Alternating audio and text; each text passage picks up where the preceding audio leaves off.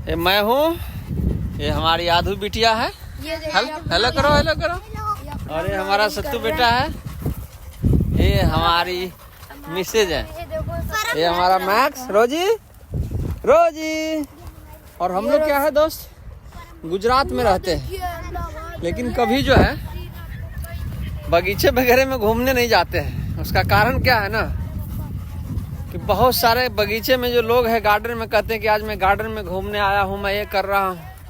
मैं खेत में आता हूँ, शहर में रह कर के भी ये सब जमीन देख रहे हैं। किसी समय में यहाँ फसल बहुत उगाते थे किसान, लेकिन क्या है, किसान को फसल का उचित रेट अनाज का नहीं मिलने के कारण किसान भाई लोग जो है जमीन को बेच दिए बिल्डर को।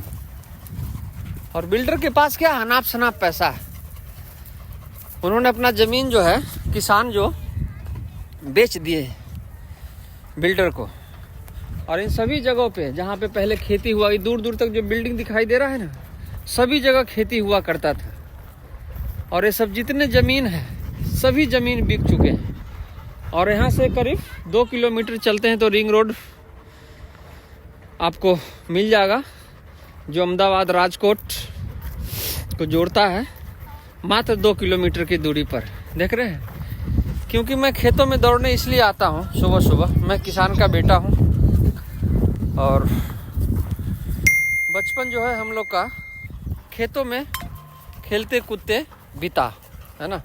बाबूजी खेती किया करते थे, नहर नाला से पानी पड़ता था और उसी नहर नाला में हम लोग स्नान करते थे। और ये देखिए, और पढ़ाई लिखाई करते जीवन गांव में बिताए।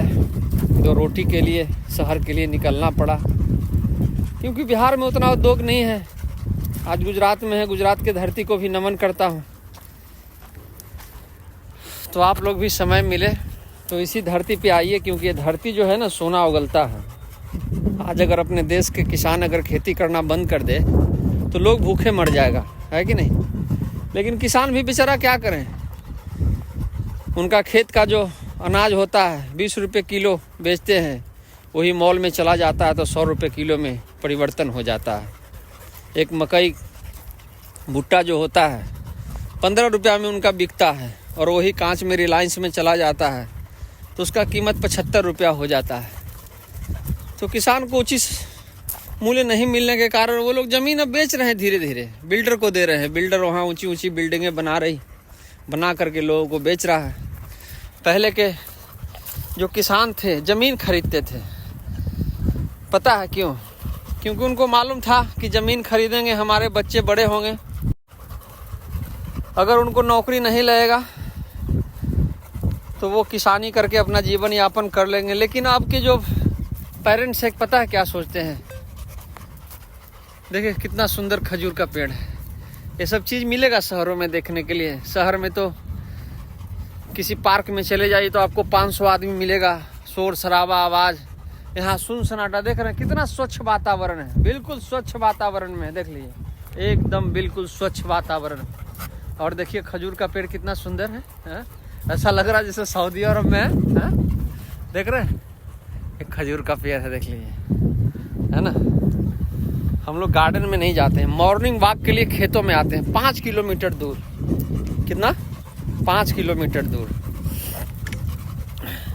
तो मैं आप सभी भाई से भी कहना चाहूँगा, उस धरती पर भी आइए जहाँ पर किसान खेती करते हैं। और खेती करने के बाद जो फसल उगते हैं, फसल उगने के बाद जो अनाज मंडी में आता है वो किसान के द्वारा ही प्रस्तुति किया जाता है।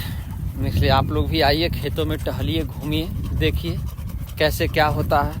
अब तो वो ज़माना चला गया कि पहले पिताजी ज़मीन खरीदते थे, दादाजी ज़मीन खरीदते थे कि बच्चे लोग पढ़ लिख करके जवान होंगे, अगर सरकारी नौकरी मिला तो ठीक है, नहीं तो अपना ज़मीन को जोत करके फसल उगा के अपना जीवन यापन कर लेगा। लेकिन अब आज का जो थिंकिंग है, आज का जनरेशन का जो थिंकिंग है, ऐसा है, आज का जो जनरेशन का थिंकिंग है, वो सोचते हैं कि चलो बच्चों के लिए फ्लैट खरीद लेता हूँ, एक आध बंगला ले लेता हूँ,